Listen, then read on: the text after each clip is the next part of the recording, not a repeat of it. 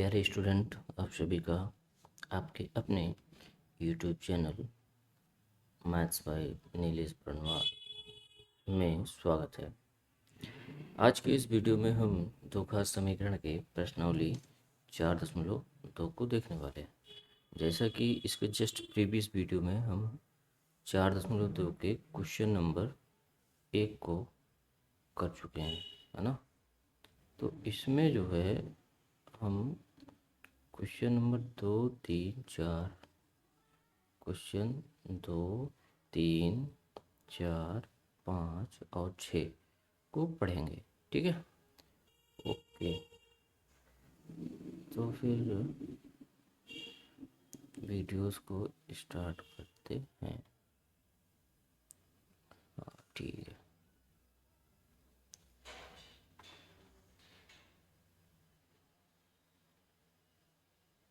चलिए, दूसरा प्रश्न कह रहा है कि उदाहरण एक में दी गई समस्याओं को हल कीजिए। उदाहरण एक अगर देखोगे आप तो आपकी किताब में दिया हुआ है और इक्वेशन तक उसने सॉल्व किया है।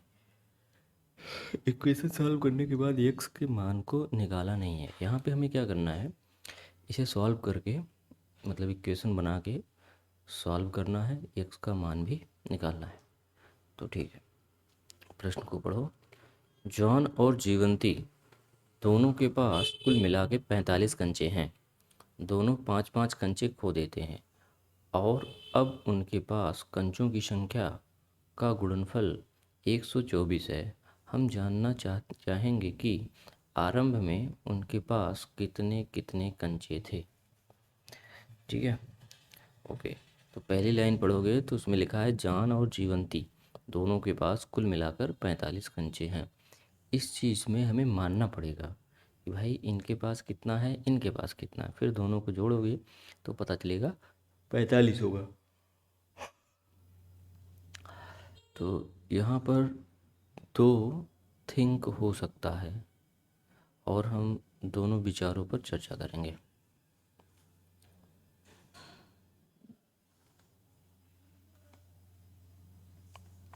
देखो, जैसे कि माना जॉन के पास कुल कंचों की संख्या x, जीवंती के पास कुल कंचों की संख्या y। हम ऐसा भी मान सकते हैं, है ना, x प्लस वाई बराबर 45 कंचे, जैसा कि यहाँ पे कहा गया पहली लाइन में। दूसरी लाइन में कह रहा है दोनों 5-5 कंचे खो देते हैं, अब उनके पास कंचों की संख्या का गुणनफल 5 संख्या जब जॉन खो देगा तो कितना बचेगा इसके पास, x-5। जीवंती खो देगी तो इसके पास y-5। दोनों का गुणा कराओगे किसके बराबर हो जाना चाहिए, 124। ये हमारा बन गया दूसरा समीकरण। इसको सॉल्व करके हम हल करके देख सकते हैं कि क्या आने वाला है। किस तरीके से विलोपन विधि, प्रतिस्थापन विधि, कोई भी विधि अप्लाई करके चेक किया जा सकता है। तो हम तो चैप्टर चौथा पढ़ रहे हैं जो कि द्विघात समीकरण है। उसमें y का कोई रोल ही नहीं है, मतलब कोई एक ही चर होगा, या तो x हो जाए या तो y हो जाए। तो हम ज़्यादातर प्रश्नों में x लेकर चल रहे हैं तो x होना चाहिए, y कहाँ से आ गया। तो इसको दूसरे तरीके से जो सोचोगे वो कैसे सोचोगे उसको समझो। जैसे कि माना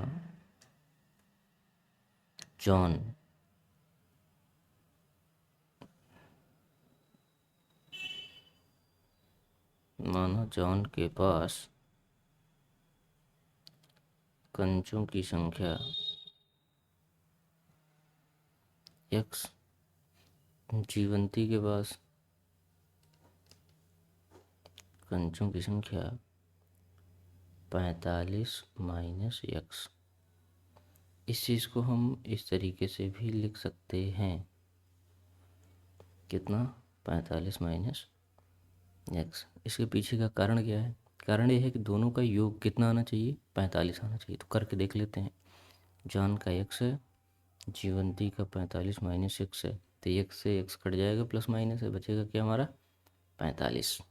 तो दोनों का योग कितना आ गया 45। पहला लॉजिक। और दूसरी चीज़ क्या हो सकती है, वो हालांकि होगी यही, बट इसको समझा कैसे जा सकता है। जैसे मैं कहूँ आपके पास और मेरे पास जितने पैसे हैं, दोनों का पैसा जब मिला दिया जाए तो 100 रुपये है। कुल पैसे दोनों के पास कितने हैं 100। अब मैं कह रहा हूँ कि मेरे पास 70 रुपये है। मेरे पास कितने हैं 70। तुम्हारे पास कितना बचेगा फिर, तुम्हारे पास कितना होगा, तुम जल्दी से बता दोगे सर 30 रुपये बचेगा। कैसे पता चला, पता ऐसे चला कि तुम्हें पता था कि कुल पैसा कितना था 100। मेरे पास पता चल गया कि 70 है, तो तुमने 70, 100 में से 70 को हटा दिया, बचा कितना 30। तो यहाँ से तुमने बता दिया कि तुम्हारे पास कितना है या किसी के पास कितना है। ओके। तो इसी प्रकार से यहाँ पर जब हम मान ले रहे हैं कि जान के पास कंचों की संख्या x है और कुल कंचों की संख्या 45 है, तो जब 45 में से x निकालोगे तो बची हुई संख्या किसके पास है, जीवंती के पास।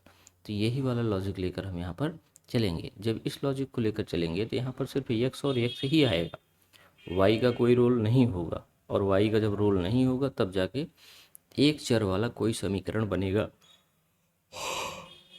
ठीक है, तो इस तरीके से इसे हमें करना है। ओके।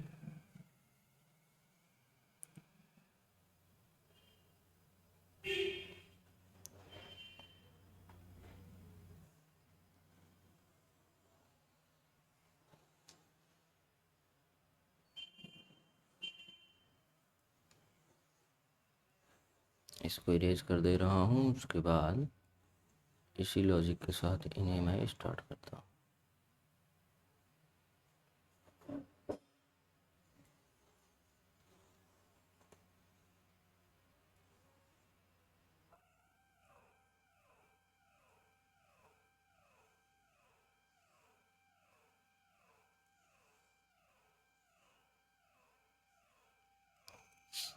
ठीक है,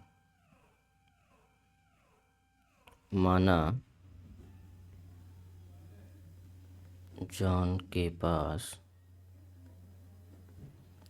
कंचों की संख्या बराबर x, तो जीवंती के पास कंचों की संख्या 45 माइनस x हो जाएगी। ठीक है, दोनों 5-5 कंचे खो देते हैं।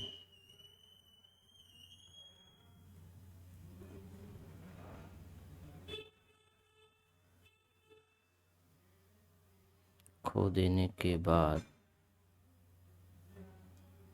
John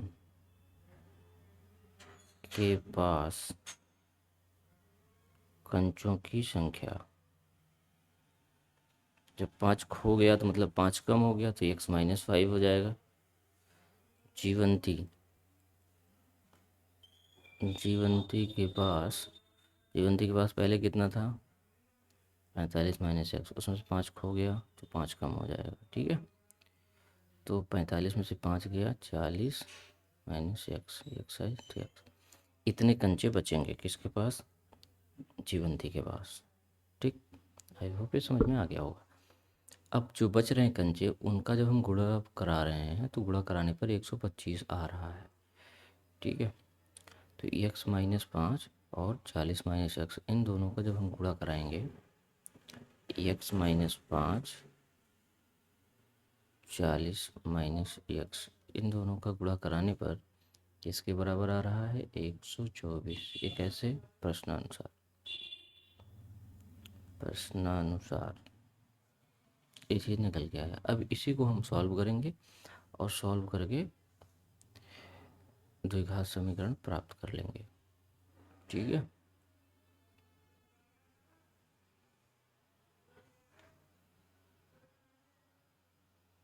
okay.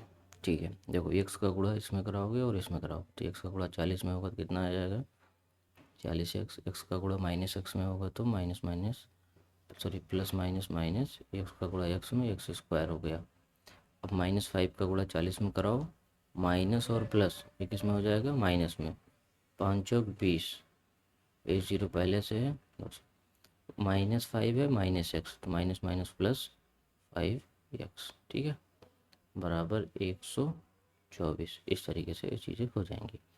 अब संख्याओं को एक साथ जोड़ लो, एक्स वाले को एक साथ कर लो, बाकी चीज़ों को अरेंज कर लेना है। ठीक है, इस 124 को उठा के हम इधर लाएंगे और 5x और 40x दोनों को ऐड कर देंगे, माने जोड़ देंगे। ठीक है, तो सबसे बड़ी वाली घात हम पहले लिख लेंगे, -x²। 40x में 5x जोड़ दोगे तो कितना हो जाएगा, 45x। ठीक है, और -200 इधर था ही, 124 को और इधर लाओगे तो 124 बराबर 0 हो गया। ठीक है, ओके, -x² प्लस 45x -200 -124 हो जाएगा तुम्हारा -324 इक्वल टू 0। एक्स स्क्वायर है, माइनस में दिख रहा है तो थोड़ा देखने में अच्छा कम लग रहा है। ऐसा करता हूँ, इस पूरे में मैं माइनस कामन ले लेता हूँ, माइनस कामन हो गया तो एक्स स्क्वायर प्लस में हो जाएगा, 45 एक्स माइनस में हो जाएगा, ये पूरी वैल्यू प्लस में आ जाएगी।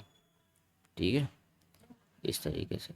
अब इस माइनस को जब हम इधर भेज देंगे तो जीरो प्लस माइनस होता ही नहीं, न्यूट्रल होता है, तो ख़त्म हो जाएगा। x² माइनस 45x प्लस 324 बराबर 0। तो ये चीज़ हमारे पास प्राप्त हो गया। यही हमारा इक्वेशन है, यही हमारा इक्वेशन है। और इसी इक्वेशन को हम सॉल्व करके x की वैल्यू भी निकालेंगे।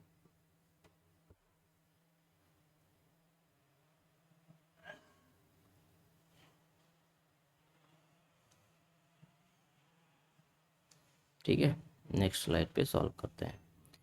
अब देखो यहाँ पर कोई चीज़ कॉमन नहीं हो पाएगी क्योंकि इसमें कोई संख्या नहीं है। यहाँ पर ये चीज़ है, यहाँ। अब ये तुम्हें द्विघात समीकरण के रूप में दिख रहा होगा। एक्स की सबसे बड़ी घात 2 है, एक्स का गुणांक है और अचर राशि है। तो एक्स स्क्वायर का गुणांक है 1, 1 से गुणा कराओगे 324 में, 1 × 3, ये सारे काम रफ कार्य हैं इधर वाले जो देख रहे हो अभी। ठीक है, तो कितना आ गया हमारा 324।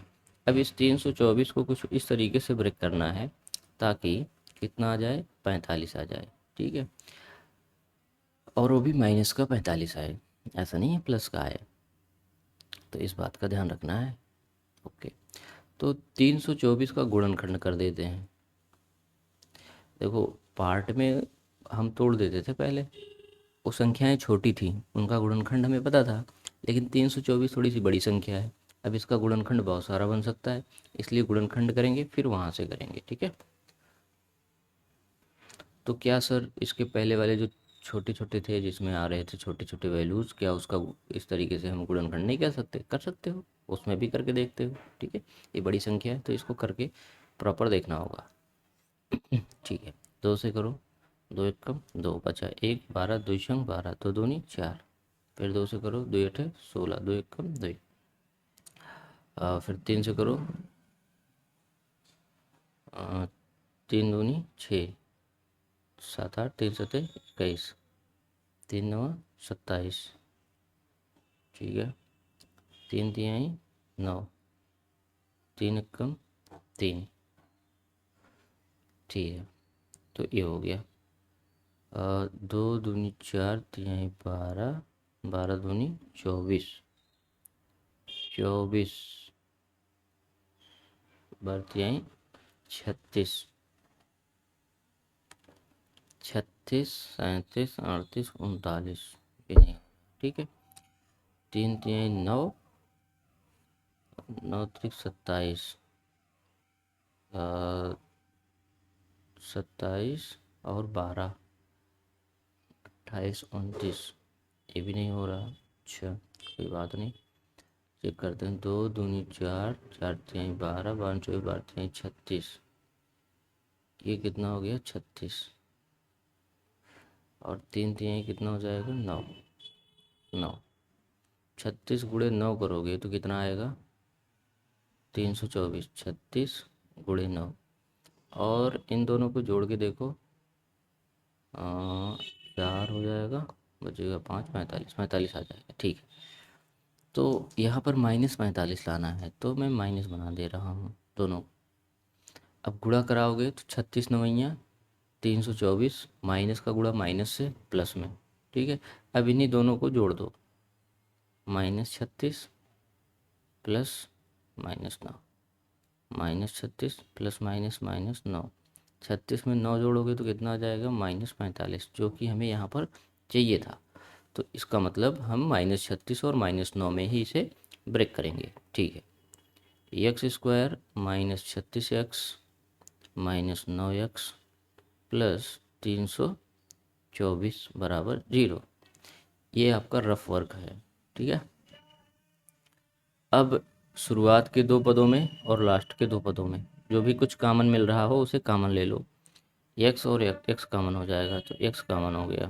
यहाँ पर क्या बचा x, माइनस यहाँ क्या बचेगा 36। ओके, अब इसमें हमें माइनस कॉमन लेना है, क्योंकि यहाँ पर 36 माइनस में होना चाहिए, x प्लस में होना चाहिए। x को प्लस में करने के लिए हमें माइनस भी लेना पड़ेगा और साथ में 9 भी लेना पड़ेगा। ठीक है, तो यहाँ बचेगा हमारा x, ये चीज़ हो जाएगी माइनस में, क्योंकि माइनस माइनस प्लस बनाएगा, और 9 का गुणा 36 में कराओगे तब जाके कितना आएगा 324। इस तरीके से अब देखो इस वाले पद को और इसमें, दोनों में x - 36 तुम्हें कॉमन दिख रहा होगा। x - 36 ये कॉमन हो गया, तो यहाँ पर बचा क्या हमारा x, इसमें क्या बचा -9 बराबर 0। तो एक बार इसको बराबर 0 दिखा देना है इस तरीके से, और एक बार इसे बराबर 0 दिखा देना है इस तरीके से। यहाँ से x की वैल्यू कितनी आ जाएगी भाई 36, यहाँ से x की वैल्यू कितनी आ जाएगी 9। ठीक है, ये 36 और 9, इस तरीके से ये दो मान निकल के हमारे x के आ जाएंगे। अब x था क्या हमारा, इसे भी सोचना होगा, तो पिछले स्लाइड पे थोड़ा सा चलना होगा। ठीक है, x हमने किसको मान रखा था, जॉन के पास कंचों की संख्या x है, जीवंती के पास 45 - x है। ठीक है, ओके, तो यहाँ लिखोगे जॉन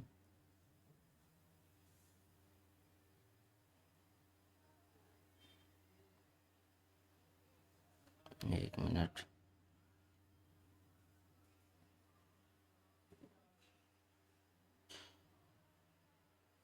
सिटी क्या हो रहा है यार,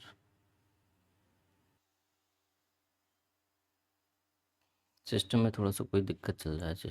हाँ, इसकी वजह से कट जा रहा है। चलो कोई नहीं।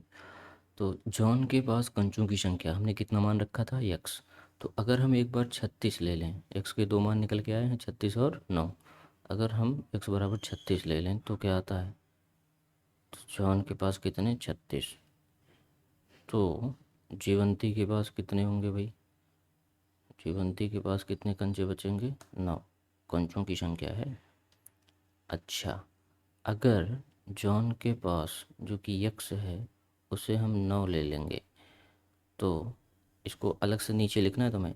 यदि x बराबर 9 लेने पर तब जॉन के पास कंचों की संख्या x बराबर 9, जीवंती के पास कंचों की संख्या 45 - x, 45 है आपका माइनस x, हमने कितना मान लिया इस बार 9 माना है, तो 9 फाइनल कितना निकल के आया 36।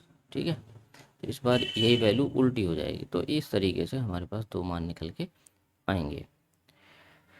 चूँकि अब दो मान आ रहे हैं इसलिए थोड़ा सा हमें स्लाइड पे देखना पड़ेगा। कुछ ऐसा तो नहीं कि किसी का कम किसी का ज़्यादा कुछ कहा है। हम जानना चाहेंगे कि आरंभ में उनके पास कितने कंचे थे। ठीक है, ओके, बस इतना ही लिखना है।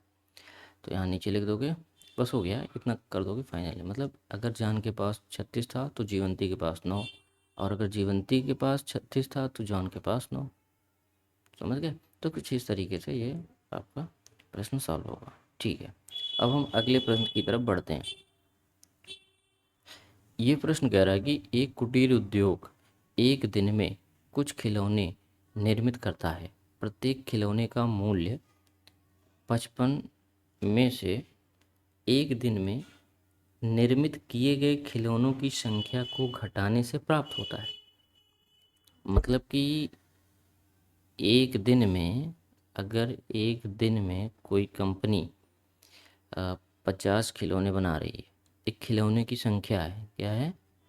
संख्या। किस चीज़ का? खिलौने की संख्या है। अच्छे से समझना, ये क्या था हमारा? खिलौने की संख्या। कह रहे हैं कि कुटीर उद्योग एक दिन में कुछ खिलौने, तो हम मान लेते हैं कि एक दिन में 50। अभी मैं उदाहरण समझा रहा हूँ, क्वेश्चन नहीं सॉल्व कर रहा हूँ। ठीक है, थोड़ा सा देखो इसको करना कैसे, क्योंकि प्रश्न को पढ़ के पहले सोच पाना ये अच्छी बात होगी, पॉजिटिव बात होगी कि आप प्रश्न को सॉल्व कर पाएंगे या नहीं कर पाएंगे। तो एक दिन में मान लो अगर 50 खिलौने बन रहे हैं, ठीक है, तो प्रत्येक खिलौने का मूल्य, प्रत्येक खिलौने का मूल्य, प्रत्येक माने हर एक का, मतलब किसी एक खिलौने का मूल्य कितना है? मूल्य 55 रुपये से, 55 रुपये में से एक दिन, 55 रुपये में से एक दिन में निर्मित किए गए खिलौने की संख्या को घटाने पर। एक दिन में निर्मित कितने हो रहे हैं? 50। तो 50 को जब घटाओगे तो जो आएगा 5। ठीक है, ये हो जाएगा एक खिलौने का दाम। प्रश्न में यही कह रहा है कि भाई एक दिन में कुल 50 खिलौने बन रहे हैं। एक एक खिलौने का दाम 55 रुपये में से उस संख्या को माइनस करो जिस संख्या में एक दिन में खिलौने बन रहे हैं। तो 55 में से 50 हमने माइनस कर दिया, क्योंकि 50 खिलौना एक दिन में बन रहा था। तो आया कितना? 5। तो 5 रुपये का पड़ रहा है, प्राप्त संख्या के बराबर है। तो प्राप्त संख्या 5 है, तो 5 रुपये का एक खिलौना बन रहा है। एज अ उदाहरण मैं लिया हूँ। किसी एक दिन कुल निर्माण लागत 750 था। किसी एक दिन कुल निर्माण लागत, इसका मतलब एक खिलौने के दाम 5 रुपये, 50 खिलौने के दाम निकालना होगा तो 5 × 50 करोगे, बराबर कर दोगे 750 के। हम उस दिन निर्माण किए गए खिलौनों की संख्या ज्ञात करना चाहेंगे। उस दिन माने इस दिन कितने खिलौने बने थे, इसको हमें बताना है। उदाहरण के रूप में हमने आपको दिखा दिया कैसे क्या है। इसी तरीके से इस प्रश्न को हमें सॉल्व करना है। अब यहाँ पर हमने 50 मान लिया था, वहाँ पर हम 50 तो नहीं मानेंगे, वहाँ पर हम क्या मानेंगे? x मानेंगे, क्योंकि 50 तो एक फिक्स संख्या आ गई। जब हमको पता ही चल जाएगा तो फिर हम क्यों मान ही रहे हैं, है ना? तो माना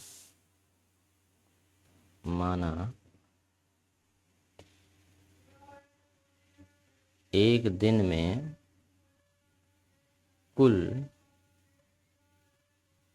खिलौने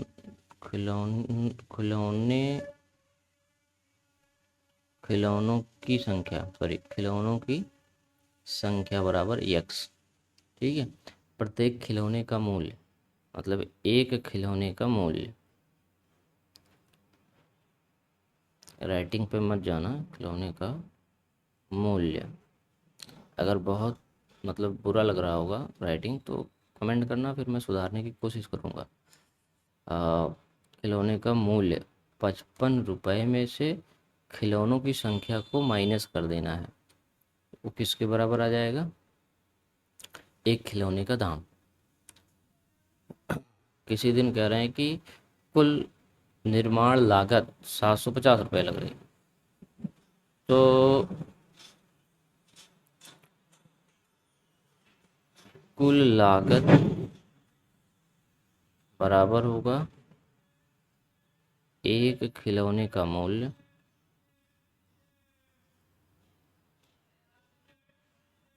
गुणे एक दिन में खिलौने की संख्या।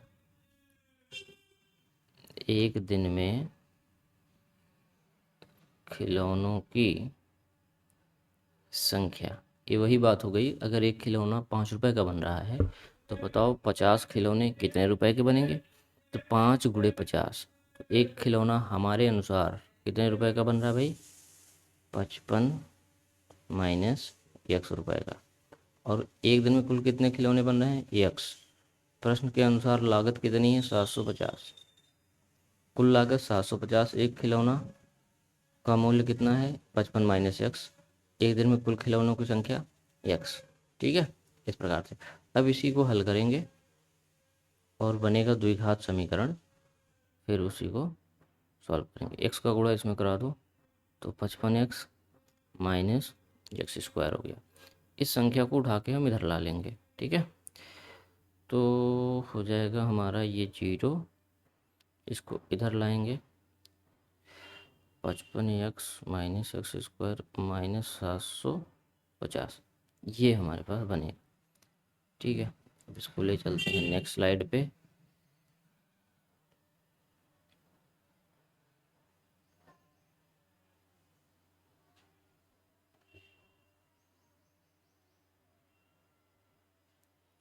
ओके,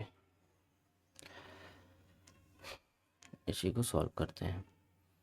देखो एक्स स्क्वायर को हम पहले लिखेंगे तो ये माइनस के साथ आएगा, तो इसलिए मैं माइनस कॉमन ले रहा हूँ। ठीक है, 0 इक्वल टू माइनस कॉमन हो गया, तो एक्स स्क्वायर जो माइनस में वो किस में आ जाएगा? प्लस में। एक्स जो प्लस में है वो किस में आ जाएगा? माइनस में। और ये वाली वैल्यू प्लस में आ जाएगी। इसमें से कुछ नहीं, बस माइनस को कॉमन लिया गया है और उधर भेज दिया जाएगा। जैसे उधर भेजोगे तो माइनस की वैल्यू ख़त्म हो जाएगी, तो बचेगा हमारे पास क्या? X square minus 55x plus 750। इसको इधर लिखो, इधर लिखो, बात एक ही है। ठीक है, तो यहाँ पे कितना आ गया भाई? 750 आ गया। अब इसी 750 का गुणा एक्स स्क्वायर के गुणांक में करेंगे जो कि 1 है। तो 1 गुणे 750 करोगे तो बराबर कितना आएगा?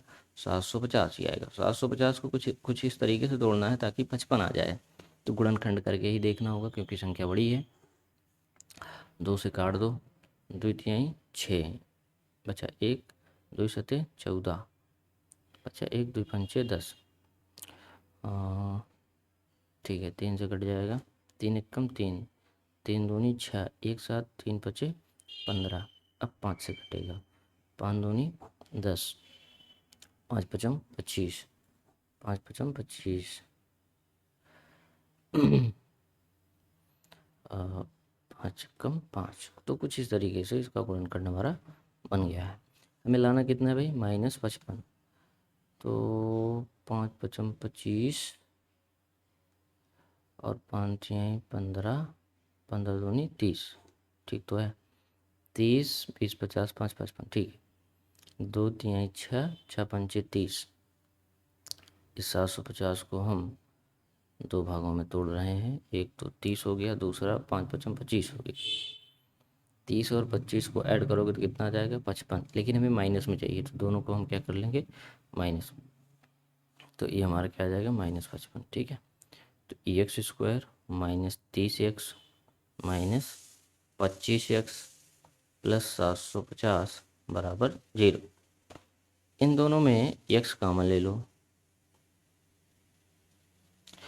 और इन दोनों में माइनस भी कॉमन लेना है और 25 भी कॉमन लेना है। तो बचेगा x, यहाँ पर माइनस और 30, क्योंकि 25 गुणे 30, 25 का गुणा 30 करा रहे थे तो कितना आ रहा था? 750। तो 750 आ जाएगा, 25 गुणे 30 750। ठीक है, तो सही है। x माइनस 30 और यहाँ पर x माइनस 25 बराबर 0। तो x माइनस 30 बराबर 0, तो x बराबर 30। x की एक वैल्यू आके मैंने निकल गई यहाँ से। x माइनस 25 बराबर 0, तो x बराबर 25, ये दूसरी वैल्यू निकल गई है। इस तरीके से ये मान हमें निकालने थे। ठीक है, अब ये मान हैं क्या, इसको देख लो। इन्होंने कहा है कि एक दिन में निर्माण किए गए खिलौनों की संख्या। तो एक दिन में कुल खिलौनों की संख्या x है, तो x की वैल्यू हमारे पास आ गई है। 2 वैल्यूज़ हैं, 30 है और 25 है। तो लिख दोगे एक दिन में निर्मित खिलौनों की संख्या बराबर 30, तो एक खिलौने का मूल्य बराबर 55 माइनस 30 करोगे तो आ जाएगा तुम्हारा 25। ठीक है, इस तरीके से इन्हें सॉल्व करना। एक बार 30 ले लेना और फिर से 25 ले लेना। अच्छा, कब ऐसी स्थिति बनेगी कि एक वैल्यू नहीं लेना है, जैसे कि मूल्य पूछ रहा है, कितनी लागत लगी है, तो हो सकता है माइनस में आ जाए। तो लागत माइनस में नहीं होती, लागत प्लस में ही लगेगी, है ना। तो माइनस वाली वैल्यू वहाँ पर इग्नोर करना पड़ेगा। ठीक है, चलो अगले प्रश्न की तरफ बढ़ते हैं। अब हम कह रहा है कि तीसरा प्रश्न है, ऐसी दो संख्याएं ज्ञात कीजिए जिनका योग 27 हो तथा गुणनफल 182 हो। अब ये चीज़ वही हो गई जो पहले खंड में हमने देखा था, दूसरे प्रश्न के पहले खंड में। तो कह रहा है कि ऐसी दो संख्याएं, माना पहली संख्या बराबर x, तो दूसरी संख्या कितनी हो जाएगी, योग 27 होना चाहिए, तो 27 माइनस एक्स हो जाएगा। इन दोनों को जोड़ोगे तो x plus 27 minus x, x से एक्स कट जाएगा, बचेगा कितना 27, तो योग कितना आ गया 27। ठीक है, इनका गुणनफल कह रहे हैं 182, गुणनफल करने पर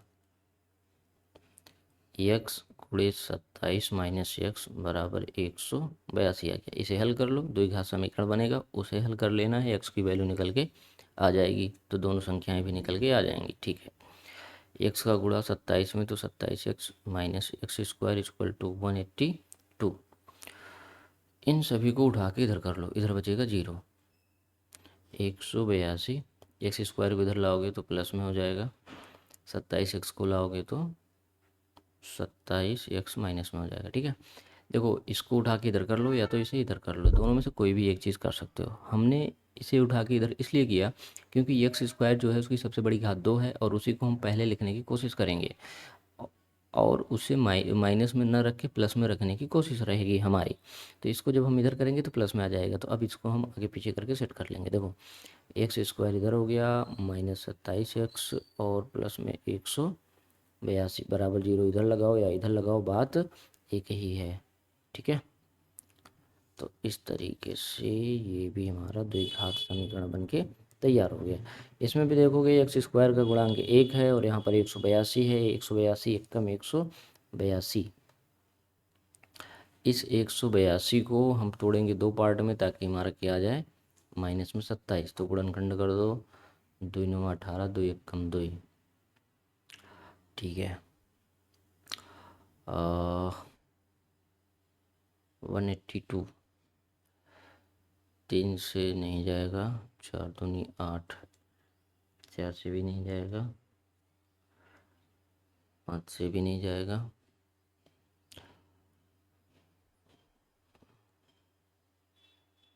182, 7 8 9, 7 से जाएगा। ठीक है, 7 एकम 7, 8 9, 7 3 21। ठीक है, 13 तो 13 से ही कटेगा, इसमें कोई दो राय नहीं है। तो 7 दूनी 14 और 13, 13 दूनी 26, 1 27, माने इसको हमें तोड़ना पड़ेगा 14 और 13 में। 14 में 13 जोड़ोगे तो कितना आगे आएगा, 27 आ जाएगा। ठीक है, ओके, तो इसमें हम थोड़ा सा इसको ऊपर कर लेंगे।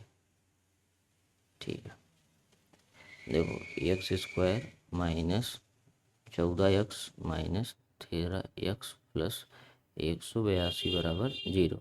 इसमें कॉमन ले लो, क्या कॉमन लोगे, x, तो x बचेगा एक, यहाँ पर माइनस 14 बचेगा। ठीक है, इन दोनों में से माइनस 13 कॉमन ले लो, x माइनस 14 बचेगा। यहाँ से देखो 13 चला गया, यहाँ से माइनस भी आ गया, तो माइनस माइनस है ना, माइनस माइनस तब जाके प्लस बनेगा। 13 गुणे 14 करोगे तो 182 होगा। ठीक है, दोनों में देखोगे तो x माइनस 14 कॉमन है, और बचा क्या यहाँ पर, x माइनस 13 बराबर 0। एक बार हमें x minus sorry x minus 14 बराबर 0 लेना चाहिए, जिससे x बराबर कितना आ जाए, 14। और दूसरी बार में x माइनस 13 बराबर 0 लोगे तो x बराबर कितना आ जाएगा, 13। तो x के दो मान 14 और 13 के रूप में आ गया।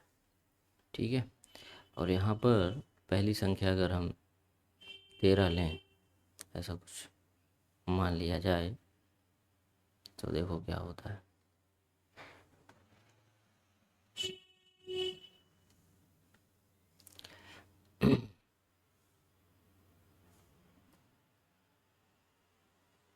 पहली संख्या, अच्छा 1 मिनट चेक कर लूँ, चल रहा है ठीक है। कई बार ऐसा हुआ है कि रिकॉर्डिंग ऑन ही नहीं हुआ, मैंने पूरी क्लास पढ़ा दी, फिर बहुत बेकार लगता है। इसी वजह से कभी कभी वीडियो बीच में आता भी नहीं है। पहली संख्या कितनी है, एक्स है, बराबर एक्स की वैल्यू कितनी, अगर हमने 14 ले लिया तो दूसरी संख्या क्या हो जाएगी, 27 माइनस एक्स, माने 27 माइनस 14 कितना, 13 आ जाए। पहली स्थिति। अगर पहली संख्या बराबर एक्स, जिसको हम क्या मान लें भाई, 13 ही आया ना, हाँ ठीक है 13। दूसरी संख्या 27 माइनस 13, क्योंकि 27 माइनस एक्स है ना, तो इसलिए तो ये आ जाएगा 14। तो ये दोनों केस बनेंगे हमारे पास। ठीक है, अब तुम समझ पा रहे हो कि द्विघात समीकरण का यूज़ कहाँ पर हो रहा है।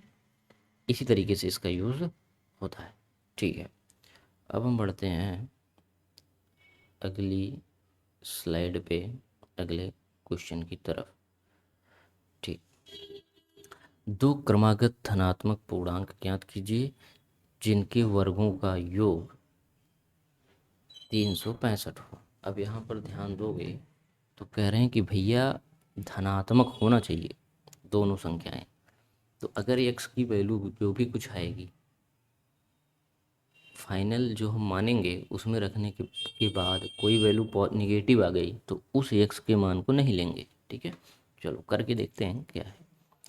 दो क्रमागत धनात्मक संख्या, क्रमागत माने एक के बाद दूसरा।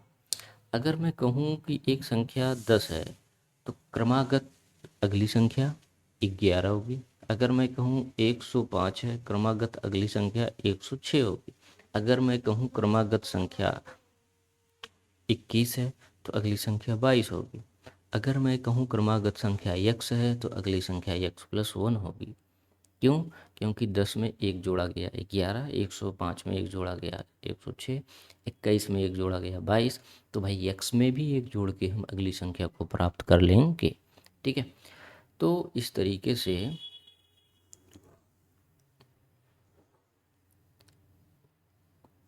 माना पहली संख्या बराबर x, तो दूसरी क्रमागत संख्या बराबर x+1। ठीक है, जिनके वर्गों का योग, इनका वर्ग करो, वर्ग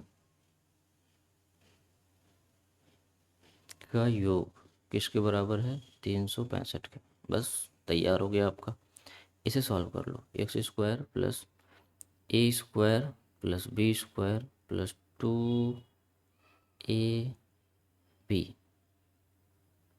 ठीक है, यहाँ पर देखोगे x² दो x² हैं तो लिख लो भाई 2x² प्लस 1 प्लस 2 एक कम 2, x है तो x, 365 को इधर ला दो, 365 बराबर 0। अब सीक्वेंस में कर लो, हालांकि सीक्वेंस में नहीं करना पड़ेगा। ठीक है, 2x, 365 माइनस में है, 1 प्लस में है, तो माइनस बड़ी संख्या है, 364 बचेगा 0। पूरे में देखोगे तो 2 कॉमन हो रहा है, दिख रहा है ना, 2 कॉमन हो जाएगा। 2 को हम क्या करेंगे, कॉमन कर लेंगे, x² प्लस एक्स माइनस 2 एक कम 2 बचा 1, 16 2 अठे 16, 2 दूनी 4 बराबर 0। इस प्रकार से ये हमारा बन गया है। ठीक है, 2 यहाँ पर गुणा कर रहा है, इधर आके क्या करेगा, भाग। 0 से कोई भी चीज़ भाग करेगी तो वैल्यू 0 ही आनी है, तो मैं डायरेक्ट बराबर 0 करके लिख देता हूँ, x² प्लस एक्स माइनस 182 बराबर 0। अब 182 का गुणा x² के गुणांक माने 1 में करोगे तो कितना आएगा, -182।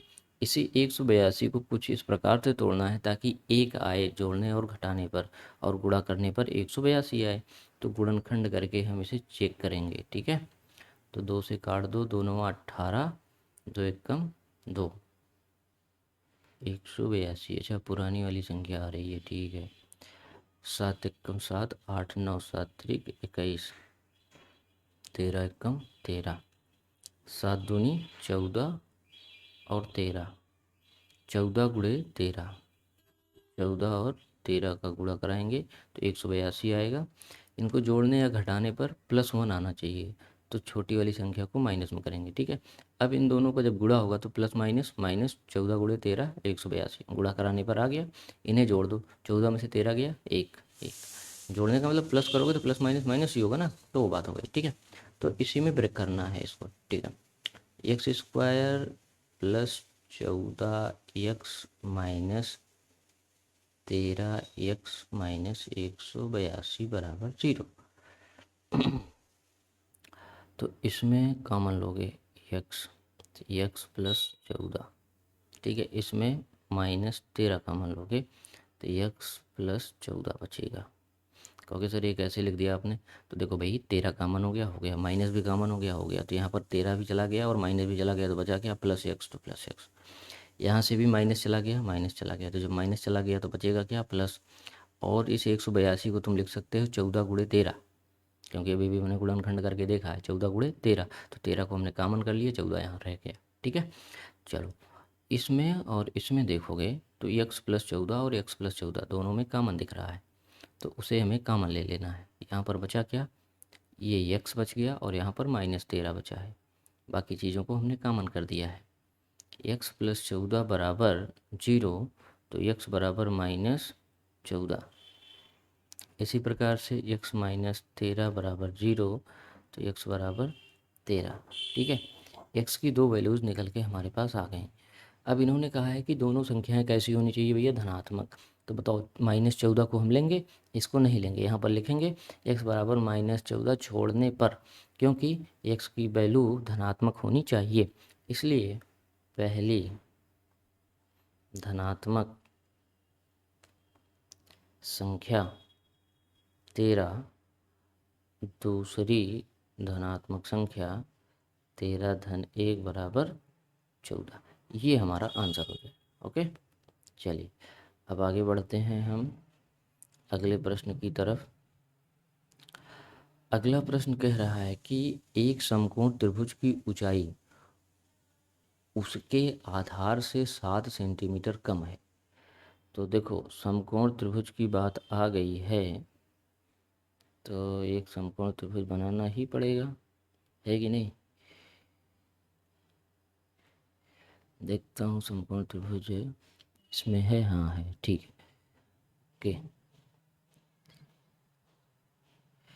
ये देखो, एक समकोण त्रिभुज छोटा सा बन गया, ओके।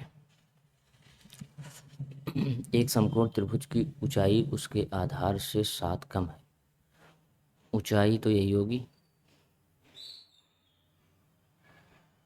कह रहे हैं उसका आधार जितना भी है उससे 7 कम है। अगर आधार को हम x मान लें तो ऊंचाई कितना होगा, x-7। फिर से पढ़ के देखते हैं, एक समकोण त्रिभुज की ऊंचाई, ऊंचाई उसके आधार से 7 कम है, उसका आधार x है, तो उससे 7 कम क्या हो गया हमारा, ऊंचाई। यदि कर्ण 13 है, कर्ण कितना दे दिया है, 13, तो अन्य दो भुजाएं ज्ञात कीजिए। तो बताओ इसमें क्या किया जा सकता है। तो हमें पता ही है कि समकोण त्रिभुज है, तो हम क्या बोलते हैं उसको, पाइथागोरस प्रमेय यहाँ पर यूज कर सकते हैं, है ना। तो अभी भी जो हमने यहाँ पर स्टेटमेंट लिखा, मतलब ये सारी चीज़ों को लिखा है, इनको हम स्टेटमेंट में लिख देंगे।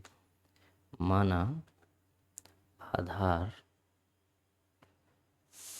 की लंबाई बराबर x, तो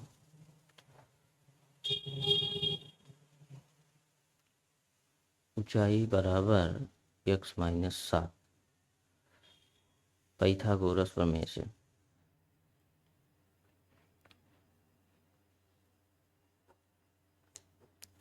कर्ण का स्क्वायर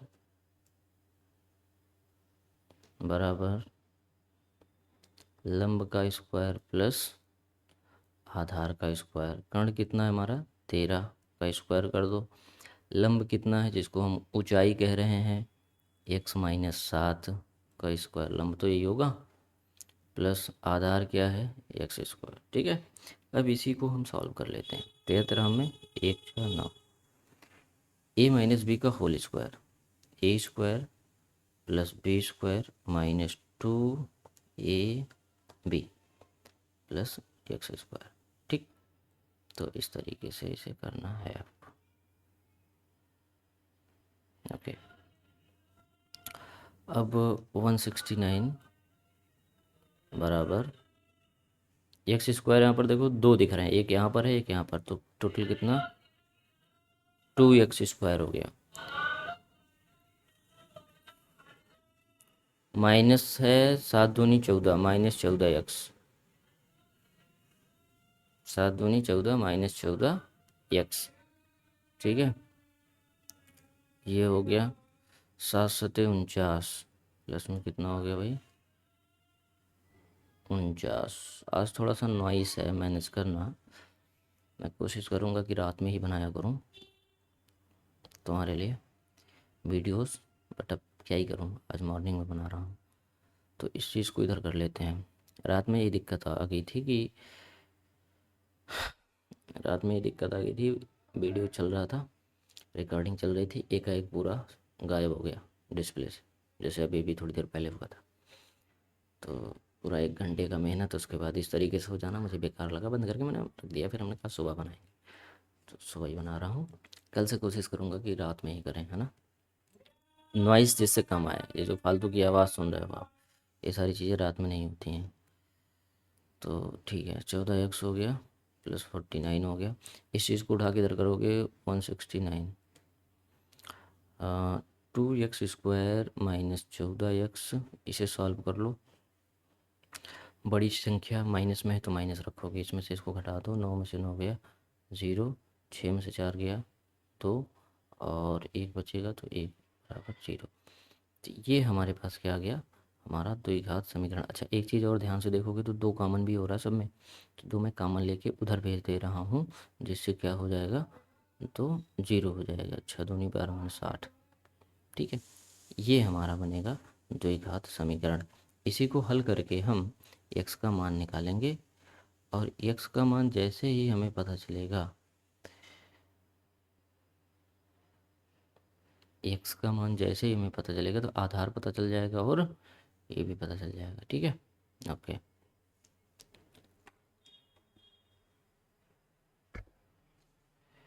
ठीक है, अब इसे हम सॉल्व कर लेते हैं।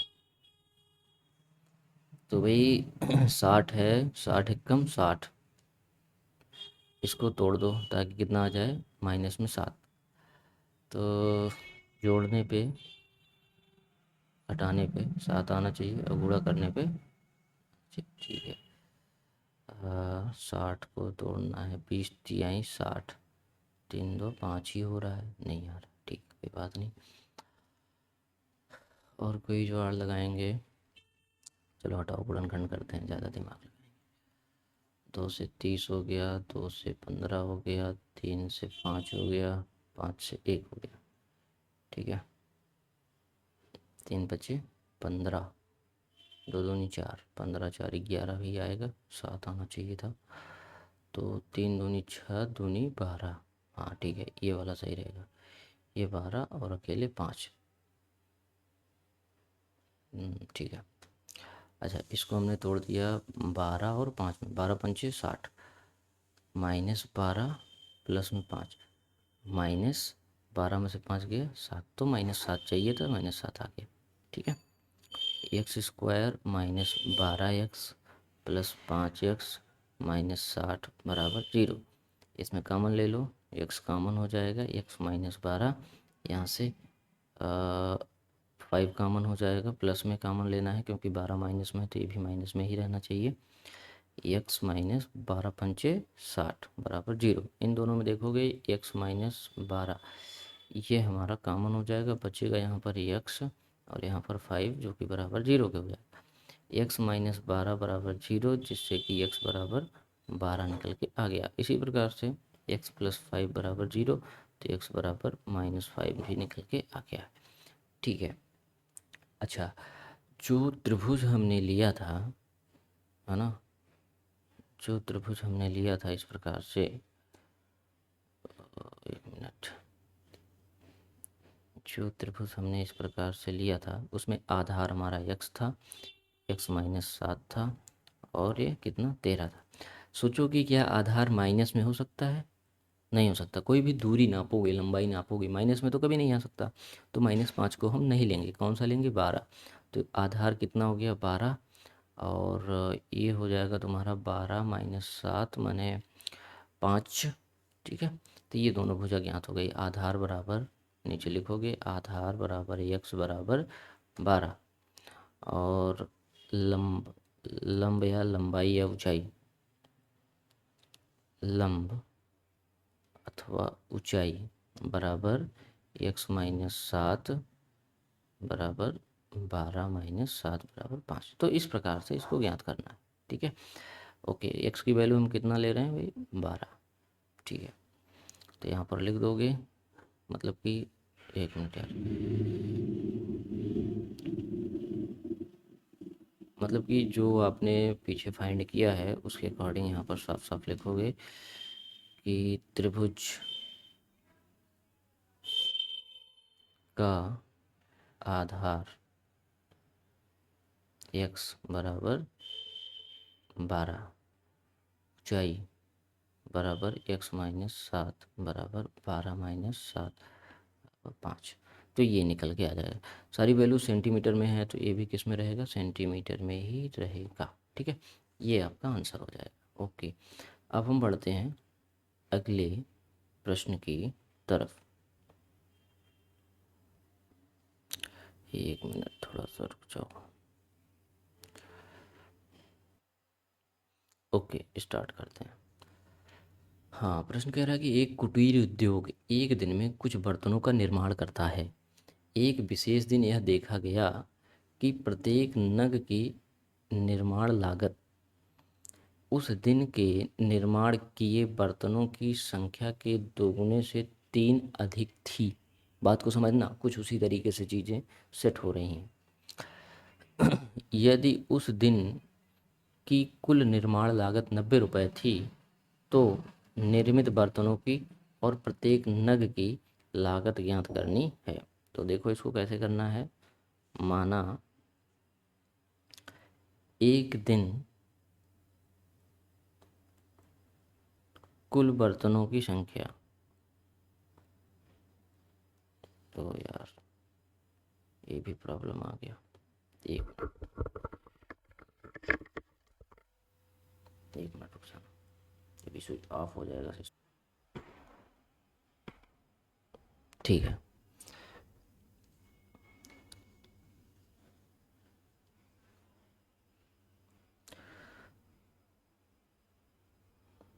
कुल बर्तनों की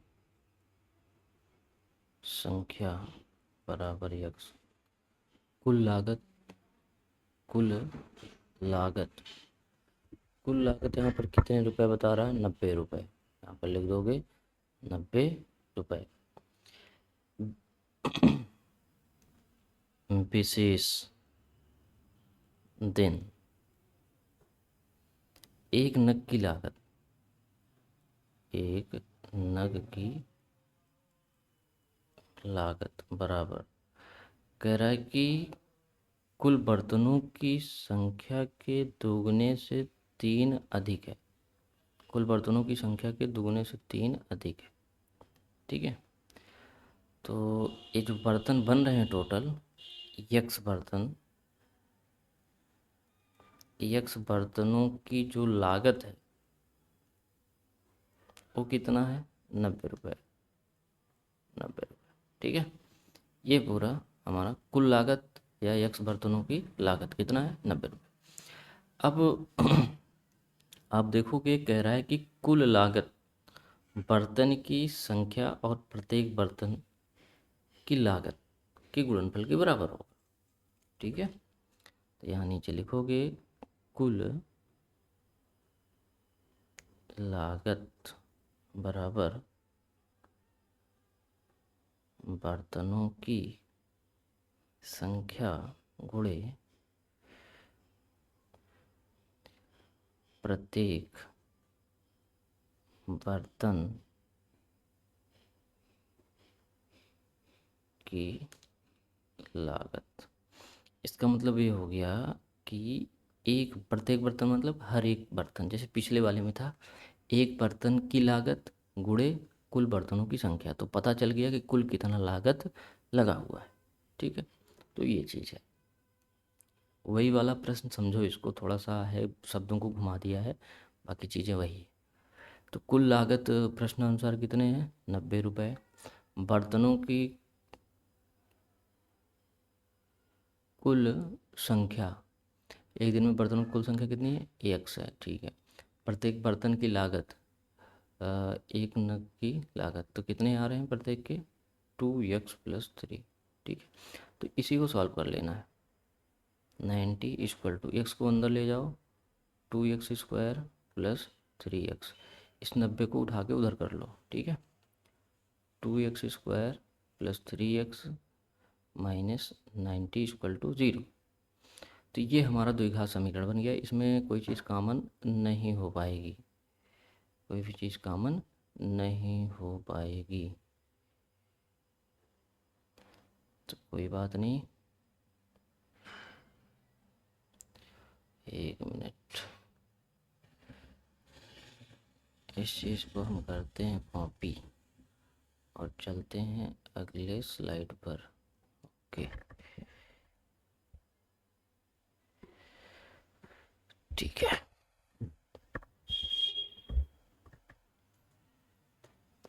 यहाँ पर तुम्हारा 2x² है, ये चीज़। अब इसी को सॉल्व कर लो।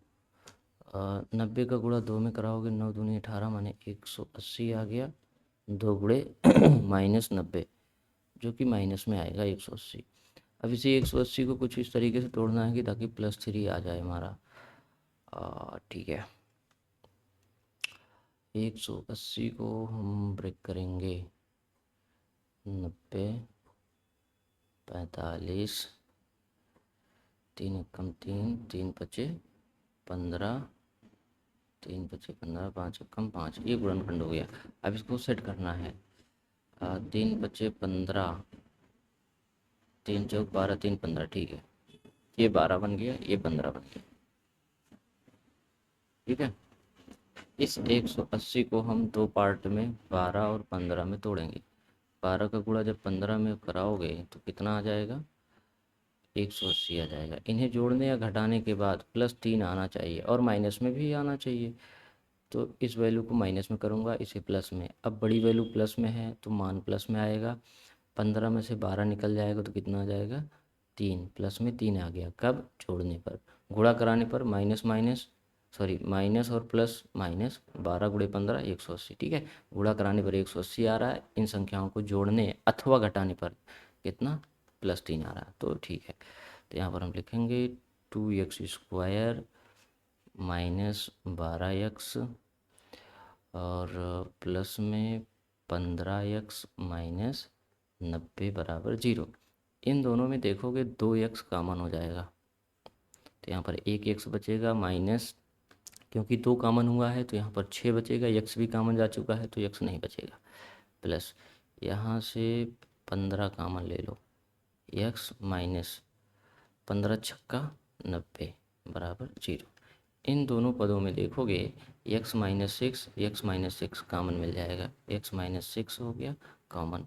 बचा क्या यहाँ पर, 2x और इसमें क्या बचा, 15 बराबर 0। तो एक बार x -6 बराबर 0 लेना है, जो कि x बराबर 6 के रूप में आ जाएगा। और दूसरी बार 2x + 15 बराबर 0, तो यहाँ से x बराबर 15 को उधर करोगे, माइनस में 15, x बराबर -15/2, x का दूसरा मान भी निकल के आ गया है। अब हम एक बार शुरुआत की स्थितियों को देखते हैं। कुल बर्तनों की संख्या x है, तो भाई बर्तनों की संख्या माइनस में हो नहीं सकती, इसलिए ये इनवैलिड हो जाएगा। यहाँ पर बर्तनों की संख्या यक्स, इसके नीचे लिखोगे बाकी चीज़ों को, ठीक है। तो कुल बर्तनों की संख्या यक्स है, तो निर्मित बर्तनों की संख्या, तो ये हो गया कुल बर्तनों की संख्या 6। प्रत्येक नग की लागत कितनी है, इतनी है, ठीक है। तो नीचे लिखोगे कि भाई कुल बर्तनों की संख्या बराबर कुल बर्तनों की संख्या बराबर यक्स बराबर 6। प्रत्येक नग की लागत बराबर, लागत कितनी आ रही है, एक नग की लागत 2x+3 रुपये। यहाँ लिखोगे 2x+3, है ना। तो 2x की वैल्यू कितनी है, 6+3, तो 2×12 12×3 15, ठीक है। 15 रुपये एक बर्तन की लागत है, और कुल कितने बर्तन बन रहे हैं, 6 बर्तन। तो ये हमारा आंसर हो गया। आई होप आपको अच्छे से समझ में आया होगा। अब इस वीडियो को मैं यहीं पर क्लोज़ करूँगा। बाकी नेक्स्ट वीडियो में आपको अगली एक्सरसाइज देखने को मिलेगी, पढ़ने को मिलेगी, और मैं उम्मीद करता हूँ कि आप लोग क्लास पूरी करते होंगे, शुरू से लेकर लास्ट तक पढ़ते होंगे, और अच्छे से आपकी पढ़ाई भी चल रही होगी। ठीक है, फिर मिलते हैं नेक्स्ट क्लास में। तब तक के लिए आपको ढेर सारी शुभकामनाएं, और आप पढ़ाई करते रहो।